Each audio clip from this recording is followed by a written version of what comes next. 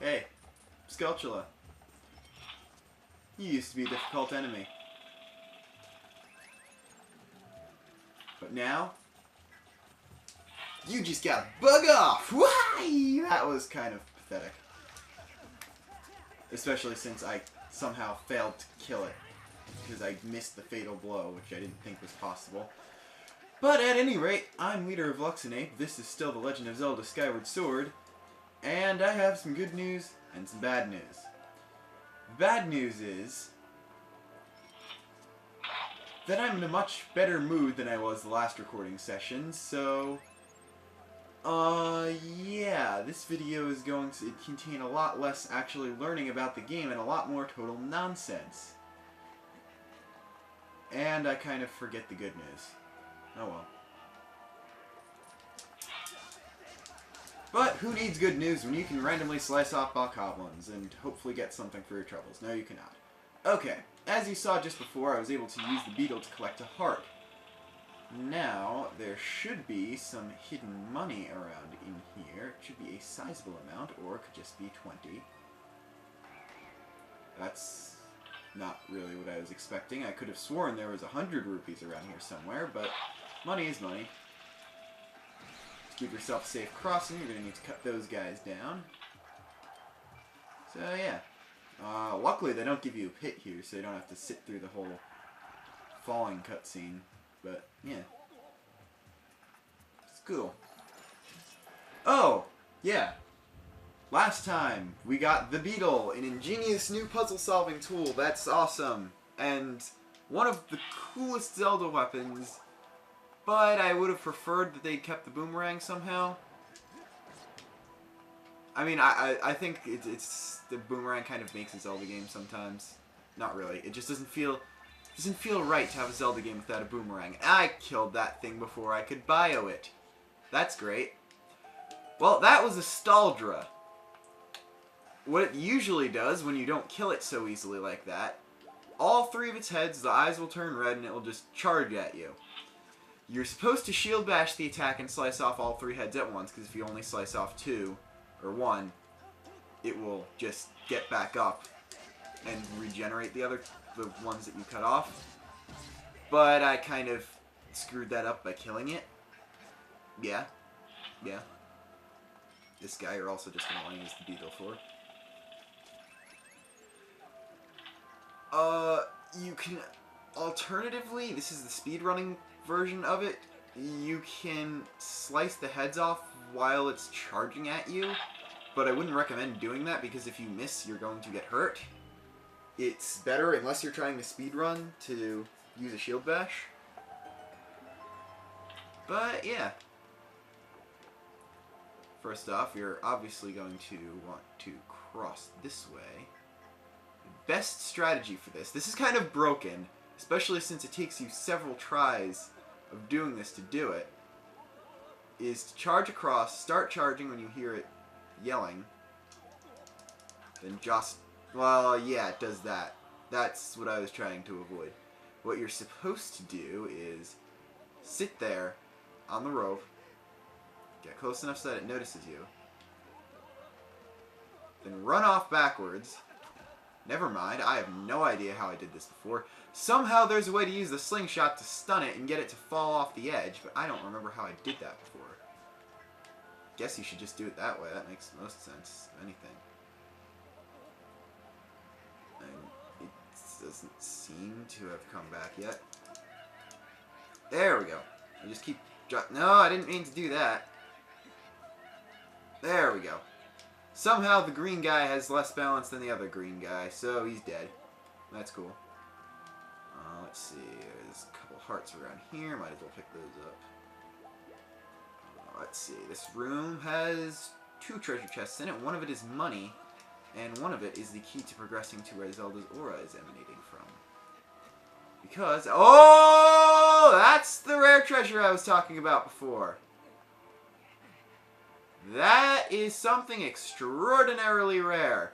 Normally that would be an amber relic. Unfortunately, since it was on a wall, there was no collection cutscene, but that is a goddess plume, a wondrous stone said to have been dropped by the goddess herself. Finding one of these items is an extremely rare occurrence. So yeah, that spot was where an Amber Relic would have been randomly generated to appear when I turned the save game, when I opened up the save file. But by some random chance, that happened to be a goddess plume. This is only the second time I have ever seen a random Amber Relic on the overworld be a goddess plume, and also the first time I've seen an Amber Relic be there. So yeah, for someone with my luck only finding 2 of them ever, that is extremely rare to happen. For speed's sake, you should probably use the slingshot on these. And I just realized I'm going to have to let go. Unless I can climb back up here somehow. If I could do that, that might be easier, even though it would be more time consuming. And Skyward Sword is a very long game. It does have its pacing issues, which is why I'm trying to stay upbeat. I mean, we're out of the tutorial-laden and story-laden beginning at this point, which is good. I like the beginning, I like the story of Skyward Sword, but they kind of throw it at you all at once. The rest of the story is going to be more incremental, which is good, but I don't know. It does. You'll see what the pacing issues are later in the game. But oops. Also, I guess I just haven't been that upbeat the last 3 episodes. I've still been trying to do the normal LPer thing where I can start talking about random other games, other media, or real life while in the middle of recording, but I seem to just lack that ability to not talk about the game that I'm actually playing, which might just be because Skyward Sword is such a deep game, as I've said before, but it kind of worries me that I can't think of one other thing to say. I mean, I could even talk about other series that I'm doing, which I'm not going to want to say much because, you know, other series are supposed to be a secret. I've got an idea of my next LP, and it may be semi-blind, which is kind of cool. Or rather, the game I have in mind will be done semi-blind, as in I've played through like a third of it and know exactly how it works. But that was 1.5 years ago, and although I know how the story ends and stuff and info about the bosses, I've never actually played it or owned a copy of my own before, which is cool. But and maybe I shouldn't be talking too much about that since this is only like the 10th episode of Skyward Sword, and this is going to be a lot of episodes. More importantly, you got the golden carving. The strangely shaped gold sculpture is covered in mysterious patterns. You'll notice that this is clearly the treasure chest that I said did not have money in it. But any experienced Zelda player should know that we're at the end of a dungeon, which means there's going to be a boss, and there's a big door that'll lead to a boss. But wait, we didn't get any big key or boss key or whatever they decide to call it for this game. That is because Skyward Sword replaced the boss keys, I prefer calling them boss keys over big keys, with something a lot more interesting. These are carvings that give you a final puzzle before you're able to fight the boss. Here's the red rupee. Woo. And in doing this, the first puzzle where they really don't hold your hand, well, never mind, they give the flashing help icon there. You have to use the remote, turning it around and pressing A and stuff to manipulate this object in order to get it to fit the shape of the door. This is really cool. There's one of these in every dungeon, and I always thought this was a standout thing in Skyward Sword, how they made such a simple task of unlocking a door in a Zelda game, mind you, which is always just cutscenes of unlocking doors. They made it into something like this, which is a really cool mini-puzzle, and like with the swordplay itself, they actually integrated motion controls well. Nintendo, this is how you motion controls! Clearly they haven't learned anything from the fact that this is the right way to do motion controls, but good motion controls. Speaking of good motion controls, we're about to fight a boss with these good motion controls. Who is this boss? It's the owner of those mysterious legs from before, who, surprisingly, is male. You could not tell from this angle. Interpretive dancing with sharp objects, too. Look who it is. That's Mel. I'm just take my word for it. That thing is Mel. I thought that tornado I stirred up would have tossed you and torn you apart. Yet here you are, not in pieces. Not that your life or death has any consequence. It's just the girl that matters now, and I can sense her here, just beyond this door. Yes, we plucked her majesty from our perch in the clouds, and now she's ours. Oh, but listen to me, I'm being positively uncivil. Allow me to introduce myself. I am the demon lord who presides over this land you look down upon. This world you call the surface. Call me Ringabel. I mean, Girahim. That's pronounced Girahim somehow, don't ask. In truth, I very much prefer to be indulged with my full title, Lord Girahim. But I'm not fussy.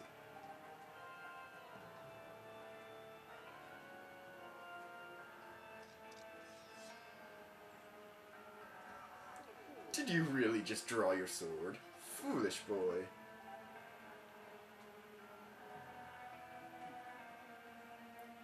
By all rights, the girl should have fallen into our hands already. She was nearly ours when that loathsome servant of the goddess snatched her away. Do you have any idea how that made me feel inside? Furious! Outraged! Sick with anger! This turn of events has left me with a strong appetite for bloodshed.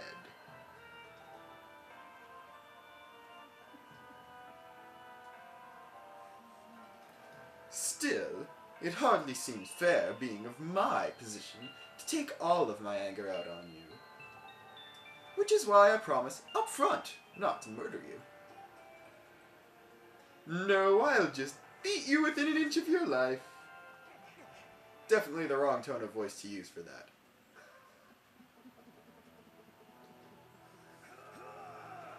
And apparently wearing less clothing makes you look more menacing, so he's gonna do that. Say hello to one of the other reasons Skyward Sword is one of my favorite Zelda games. The ability to have really good villains with actual character traits. This is Girahim! And at this point you might be able to tell that I actually like Skyward Sword for the characters almost as much, if not more so, for the gameplay. But enough of that. Target lock, Girahim. I have no confirmed information about this man, other than he refers to himself as a demon lord. I sense a powerful and evil aura, and I estimate his level of ability is highly adept. However, according to analysis, he has yet to reveal his true power. Speech analysis indicates absolute confidence in his own abilities. Master, you must watch for Girahim's ability to grasp your sword with his bare right hand. It is highly probable that he observes the angle you hold your sword at and prepares his defense accordingly. I recommend attacking from the direction opposite his hand. This is all the information I have at the present time. When I have more information to report, your sword will flash. You can always press down to call on me. Furthermore, when you require information about your equipment or surroundings, please select analysis. That's what I was talking about. Fi will never have anything else to say unless you die to him. But I don't intend to do that. Girahim, starting off in this fight, he's not going to attack you. I can do this, and he's just going to be like that. I can put my sword away. Oh, well, I guess he can bitch slap you if you don't put your sword away. But he can also grab your sword. And that'll happen. He's immune to the Skyward Strike. You have to get yourself in an angle that you won't grab your sword. And then he'll do some fancy teleporting thing. And then you repeat that again. However, in case you didn't notice, he has not been flashing red at all like any other enemy that we've hit. Nor has it made the same sound effect as hitting another enemy. That is because this guy is so powerful that we are actually not touching him. This is causing absolutely no damage. Oh, there we go. He took the sword. That's not... Huh, quite the sword you have here. But as long as you telegraph your attacks like the novice you are, you'll never land a blow. And he's going to... He has the ability to attack you with your own sword. And you have to pick it up after he throws it at you. Luckily, he can't do your normal repertoire of sword attacks that would either be too hard to program or too jerkish for first boss. Because this is a hard first boss. Especially now that he is actually fighting you one-on-one with a sword. Just look at this. Look at this. Do you have any idea how hard that is to learn to shield bash? It has literally taken me years of practice to be able to deflect these attacks so well.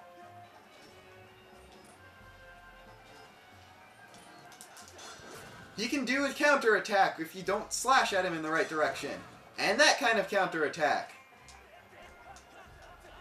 This is a really cool boss, especially for a first boss. Unfortunately, some of the other bosses don't really live up to this, but this is a really cool boss fight. I don't really think I can say enough good about this. Unlike the Stalfos where you were equals, this guy just flat out matches you. You do have to hit those things in the right direction to be able to counter properly. That's best countered with the spin attack. Again, I'm speaking from years of experience, and he's already taken out almost half my health. Granted, he's almost done, but seriously, for a first boss fight, this is great. And now he's going to hit me again, is he? No. Oh, I actually managed to avoid that, I guess. Years of experience led me to be able to do that. And still, he barely felt pain for only a split second. And he's just standing up. He's flat out said that he could kill us outright without really trying. This guy is something special. He's evil, but he's pretty much the best villain in a Zelda game, hands down. And he's pretty much one of the best characters in a Zelda game, hands down. He's also very weird. But Zelda games have weird characters. I think that's been established. Well, you put up more of a fight than I would have thought possible out of such a soft boy. But don't clap for yourself quite yet. That sword of yours is the only reason you still live. Why didn't he stab us or something with it when he took it?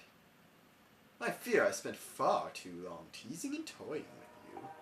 The girl's presence has all but faded from this place, which means there's no reason to linger here. Goodbye, Sky Child. Run and play this time. Get in my way again, though, and you're dead.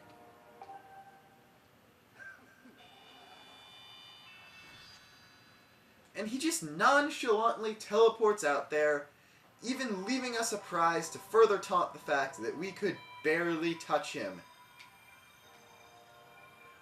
Yeah.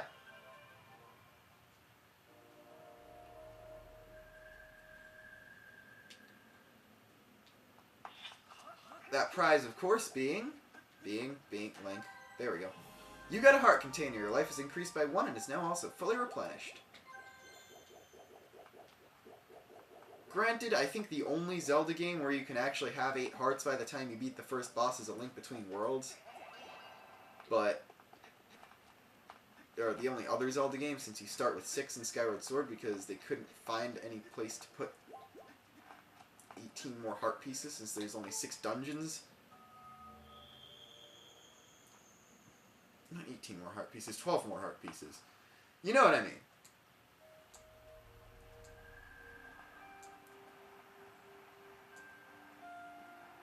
Welcome to, I guess you have to use the map for it, Skyview Spring. This is just one of those peaceful places. And I was going to show something cool about getting it, the only way to get a rare treasure, or the only easy way to get a rare treasure, but cutscene, but I don't really mind because it lets you show off just the graphics this game has. I swear, this looks better than some Wii U games I have. Not even. Just look at this. Now for what I was going to show is, you're going to want to pull out your bug net. And you notice you could have targeted those birds there. You cannot target the fish. Unlike any other Zelda game, you cannot do anything with fish. But, unique to this one, you can do something to the small birds. Provided they come back. Catch a couple butterflies while they come back. Sadly, you can't jump attack with the bug net, which would be kind of hilarious. But, you know, there's only there's only one realm of outside physical law that Nintendo logic is willing to go to, besides the ending of Yoshi's New Island, which kind of kept me from wanting to get the game in hopes that it would redeem itself. I could see enough good in Sonic Lost World to want to still own it after all the negative stuff people said about it, but that kind of blew it. If you don't know what I'm talking about, you might not want to see it, unless you already have the game, or you, never mind. More importantly, the birds are back. So, what you want to do is put close or slowly. And you're going to want to... stick that face through the bird's body! Forget everything I said about good motion controls. For some reason you can go back if you want to, but after I catch a couple of these birds, I don't know. I'm going for you, Yellow Bird. You have been talking to me for so long. Alright. While I wait for you to get back, there'll be two other things that I know to exist. There are two fairies over here. I'm actually going to catch one this time. Preferably. Okay. I do have another empty bottle, but I'm going to keep that one empty for the time being. The second thing being, I got a cube back here. This one is very easily missable. Luckily, they're very nice with this. Skyview Temple is the only dungeon in the game you're required to return to at some point in the story. And that gives you another chance to notice the fact that there's a goddess cube there. But that is one very easily missable. And I'm very impressed with myself that I was actually able to find it on the first try. Let's see if I can do this. Apparently I can't. I just scared all the birds from that far. I'm just going to cut till when I get one. That's great. Okay. We approach our quarry softly and silently. There we go! Catching a bird in your bug net will get you the bird feather treasure. Somehow, the upgrade guy, his name's Gondo, I think it's a reference to Gonzo the pirate from Wind Waker. Doesn't look anything like him, though. Sword, I guess I have to actually put this away. He somehow knows that feathers from the surface exist and will use them to upgrade things, which is really weird. I'm just gonna go flat out and say it instead of waiting around for it to happen, but bluebirds, which are rarer than the others, will give you bluebird feather, which is a separate treasure and is rarer and more useful and stuff. So, cutscene. Yeah. More really bad 5 voice. Master, I have a message written in the language of the gods of old. Allow me to translate for you. From the edge of time, my guide. Oh, actually, I'll read it in a different voice, because this is not Fi saying it. From the edge of time, I guide you, the one chosen to carry out the goddess's mission. The spirit maiden who descended from the clouds must travel to 2 sacred places to purify her body. If you know what I mean, as we all know that Link's thinking the same thing. Eyebrow raised. You stand in one of those places, Skyview Spring. The other is known as the Earth Spring.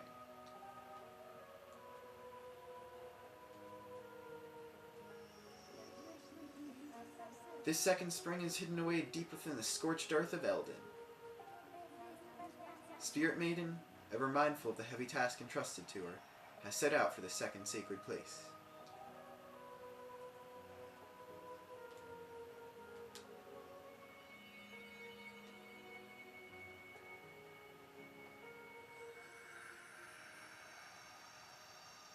That would really hurt if it was going at full speed. You got the ruby tablet.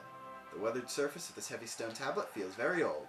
I'm going to just skip over the next thing that Fi has to say because you can probably assume what we're going to do with it since you know what happened to the emerald tablet. And for some reason she doesn't say anything in the cutscene. There's a separate cutscene for this. You can't skip this.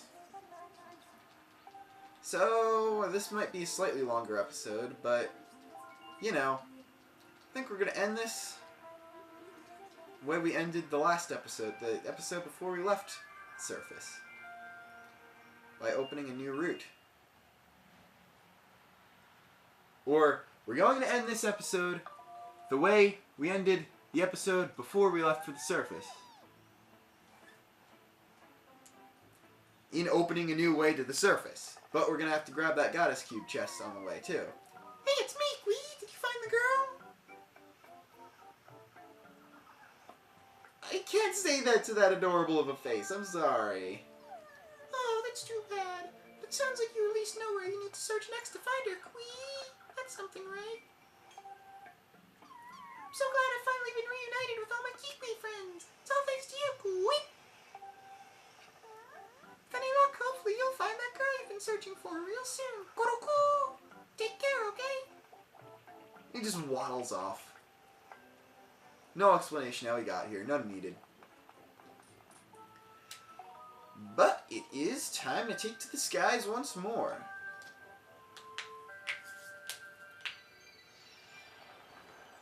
Nothing really else to say about that. Yeah.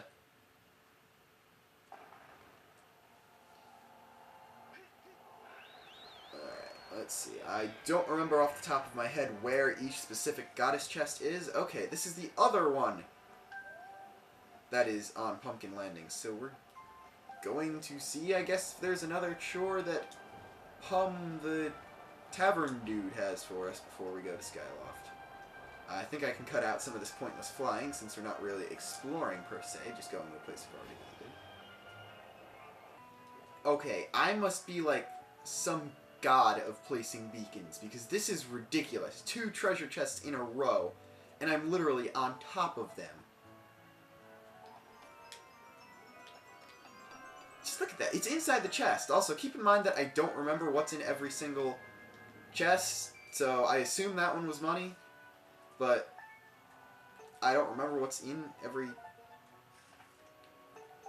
one of the treasure chests. So yeah, I do actually change of plans. We're not going to open up the next path to the surface this episode. I have a bit of an even better idea, and it's going to end here on the Lumpy Pumpkin.